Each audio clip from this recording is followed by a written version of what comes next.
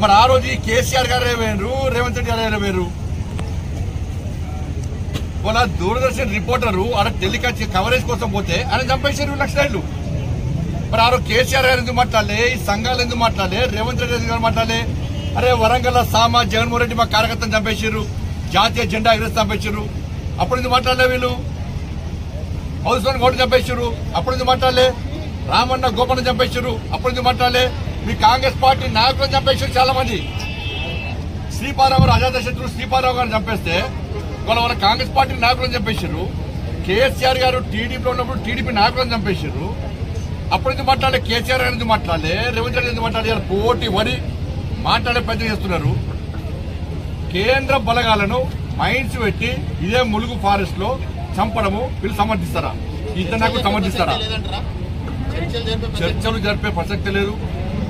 వాళ్ళు తుపాకీ వీడాల్సిందే, పోలీసులకు లొంగిపోవాల్సిందే, వాళ్ళ ప్రవర్తన మార్చుకోవాల్సిందే.